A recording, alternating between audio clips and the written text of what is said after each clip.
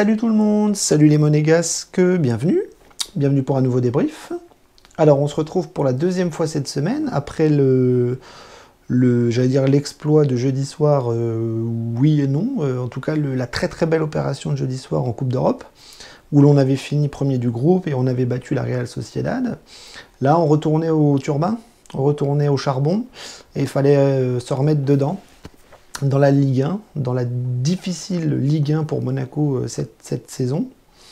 Monaco n'est pas très bien classé au championnat, on a du mal, on a tendance à être dans le ventre mou, et on enchaînait surtout beaucoup de matchs sans défaite, beaucoup de matchs nuls, et l'objectif de cet après-midi, c'était de sortir de cette spirale de non-victoire et de prendre enfin 3 points pour se donner de l'air dans cette Ligue 1 qui nous réussit pas beaucoup cette saison. Alors, le contexte, il était, j'allais dire, favorable, oui et non, parce qu'on commence à avoir pas mal de blessés. On commence à avoir une infirmerie qui se remplit, et c'est pas anodin. On va voir un petit peu que les blessures, les corps fatigués et les difficultés à enchaîner les matchs sont bien présents. C'est une vraie problématique, et donc on avait à l'infirmerie donc Crépin Diatta qu'on a perdu pour la saison. Badiachil qui finalement n'avait pas de crampes mais avait bien un problème à la cuisse, aux ischio-jambiers je crois, et il est absent, grosse tuile, et Fabregas qui est-il encore au club, je pose la question. Donc une infirmerie qui commençait à se remplir, et donc on attendait un petit peu la composition, parce qu'avec le reste du groupe emmené par Kovac, on voulait voir s'il y avait des changements par rapport à jeudi.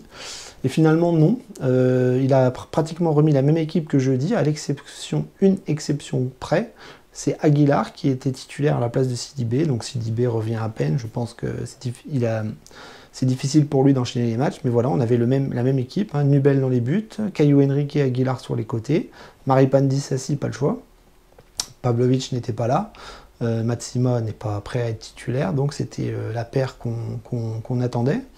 Milieu de terrain, Jean-Lucas et Fofana qui étaient reconduits, Golovin et Diop sur les côtés et Yederland devant. Donc voilà, on attendait un match peut-être pas flamboyant, mais une victoire. On attendait une victoire, et on va voir que ça a été encore une fois une catastrophe parce qu'on n'a pas gagné. On a fait match nul, on a fait 1-1, et on continue d'enchaîner des contre-performances, des mauvaises performances, et Monaco commence à être largué en championnat, et on arrive péniblement à la mi-temps de la saison. On arrive à la 15e journée, et on n'y arrive pas. On n'y arrive pas, on se bat comme des malades en Ligue Europa, mais en championnat, on n'y arrive pas, on n'y arrive plus, et on est dans la merde. Voilà. Donc on va analyser rapidement le match, parce que ça a été une purge complète. Monaco a été complètement à côté de la plaque. Monaco n'a pas joué cet après-midi. Monaco a été nul du début à la fin. Et le scénario a été un petit peu favorable pour nous en première mi-temps, parce qu'on a obtenu un penalty sur une faute d'un Strasbourgeois sur Voland, et Ben Yedder qui met souvent ses pénaltys. Donc à la mi-temps, on était assez peu confiants, on était assez déçus de la prestation, parce qu'on a vu une première mi-temps sans énergie, sans jeu, sans intensité, sans pressing, sans rien. Sans rien. On a même vu des Strasbourgeois plutôt bien en place, plutôt sérieux, qui auraient pu mettre 1 ou 2 buts facilement. Des Monégasques qui ont eu beaucoup de mal à se créer des occasions. On a eu des pertes de balles extraordinaires, on était en dessous de tout, c'est-à-dire que voilà, physiquement pas là, mentalement pas là, footballistiquement pas là, ça a été très compliqué. Et la deuxième mi-temps a été encore pire, parce que à la reprise de la deuxième mi-temps, c'est nous qui faisons une faute dans la surface de réparation à cause de Fofana. Fofana qui nous fait deux erreurs fatales en une semaine, c'est pas mal. Un carton rouge jeudi et un penalty concédé aujourd'hui. Et donc, très bêtement, voilà, on concède un penalty que les Strasbourgeois mettent au fond. Et à partir du moment où Strasbourg égalise, eh bien, ça va être une longue agonie vers la fin du match, où Monaco n'arrivera à rien, n'arrivera pas à aligner 2 passes de suite, n'arrivera pas à se procurer d'occasions franches, des attaquants qui n'arrivent plus à tirer dans un ballon, des défenseurs qui se font peur, un milieu de terrain qui ne court plus, enfin c'est terrible. Terrible de voir ce Monaco qui est complètement à la rue. Et je pense que l'explication qui me vient, C'est pas que Monaco est nul, c'est pas que les joueurs sont nuls, c'est que Monaco est incapable cette saison d'enchaîner la Coupe d'Europe le jeudi et le championnat. Je vois des joueurs en panne sèche, je vois des joueurs sans essence, je vois des joueurs qui n'arrivent plus du tout à courir après les prestations en Ligue Europa. Et ça donne des matchs perdus, voire abandonnés, parce que on est incapable d'enchaîner en 3 jours de suite. C'est une réalité. Je pense que Paul Mitchell n'a pas du tout construit un groupe capable de faire ça. Même quand on fait tourner, on voit qu'on perd en niveau, on perd en technique, on perd en qualité individuelle. Et donc du coup, Kovac essaye de mettre les meilleurs joueurs sur le terrain le jeudi et le week-end. Et on voit que sans énergie, sans force, sans intensité, sans envie, eh bien on n'arrive plus du tout à jouer au foot le week-end. Voilà. Et donc c'est pas étonnant qu'on n'arrive plus à gagner, parce que à l'image de cet après-midi, on voit des joueurs qui marchent, on voit des joueurs qui sont fatigués, épuisés. Honnêtement, on les connaît nos joueurs, on sait ce qu'ils valent, mais malheureusement ils sont cramés, bouillis, et je suis persuadé que c'est ça.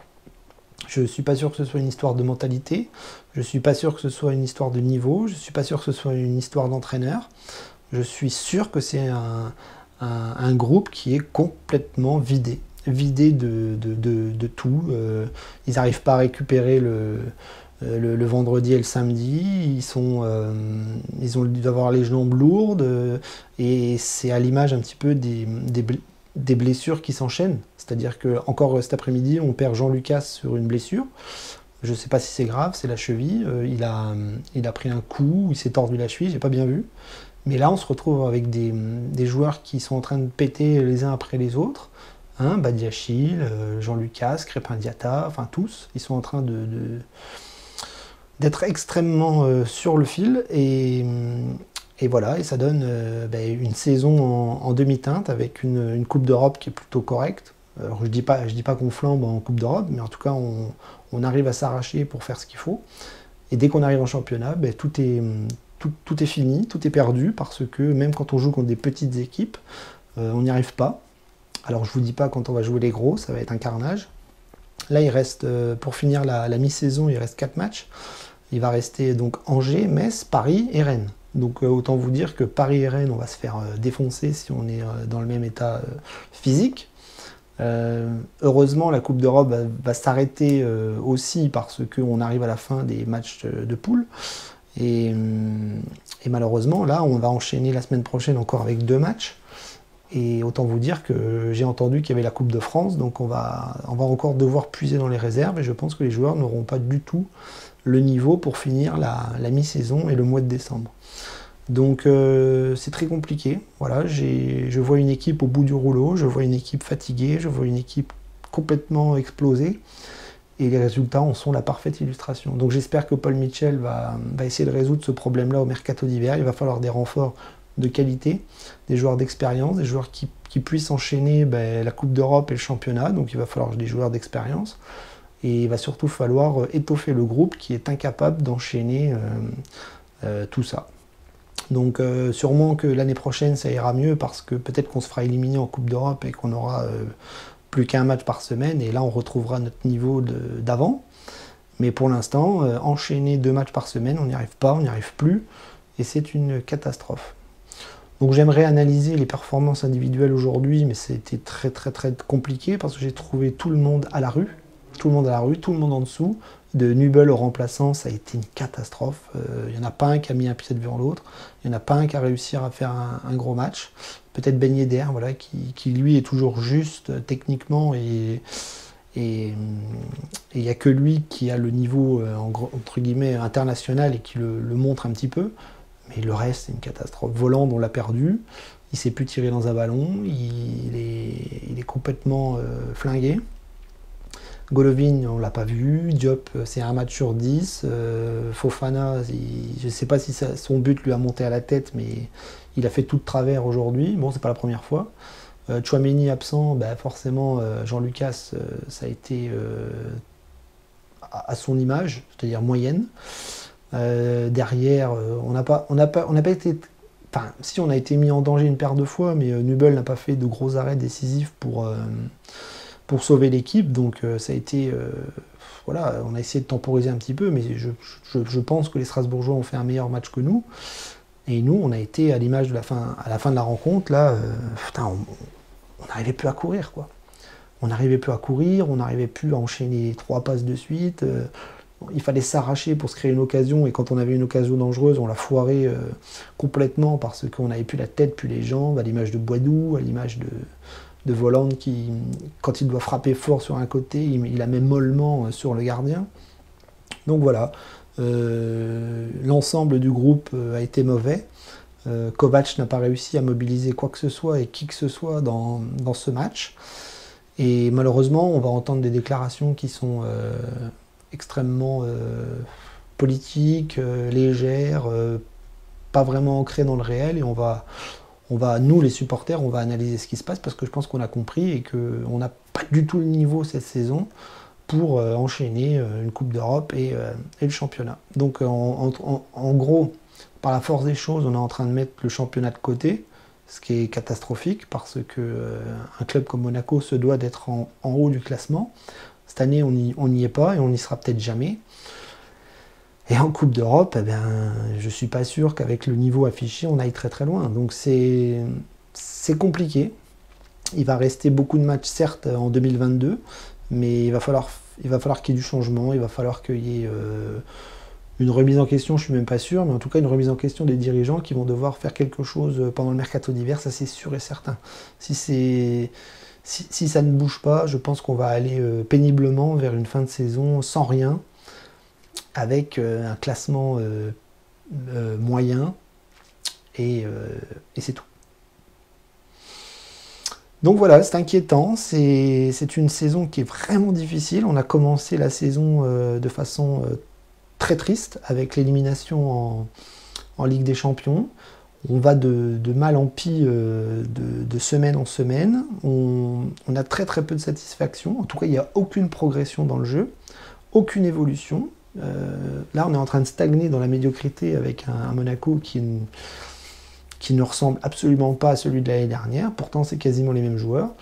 Et malgré des transferts cet été qui auront été complètement ratés, à l'image de Boidou, Jacobs et les autres, eh bien, on a un mal fou à faire du jeu, à produire un bon football, à reproduire la philosophie de Kovac qui était très intéressante l'année dernière, mais cette année, panne sèche. Voilà. Panne sèche. Donc voilà, l'objectif de cette semaine est à moitié rempli, à moitié réussi. Jeudi, c'était sympa de gagner. Et ce week-end, eh bien, faire un match nul au Louis II contre Strasbourg, eh bien, pour moi, c'est un très très mauvais résultat. C'est surtout l'enchaînement des mauvais résultats en Ligue 1 qui nous fait stagner dans le ventre mou de cette Ligue 1, et c'est à l'image de la saison. Voilà, une saison moyenne qui va vite enchaîner la semaine prochaine avec encore 2 matchs, c'est-à-dire que mercredi, on va à Angers, et dimanche prochain, on recevra le FC Metz. Alors, autant vous dire que pas le temps de recharger les batteries, malheureusement. On va souffrir à Angers, et on souffrira peut-être contre le FC Metz, qui lui a gagné à Nice hier, et qui doit être remonté et reboosté mentalement pour sortir de la zone rouge. Donc voilà. Donc je suis très inquiet. Je n'arrive pas à imaginer un Monaco qui progresse, et ça fait flipper. Voilà. Donc je vous laisse. Je vous laisse sur ces commentaires assez pessimistes, mais je pense que c'est la réalité. Et on se donne donc rendez-vous mercredi soir pour débriefer le match contre Angers, en espérant une victoire si c'est encore possible.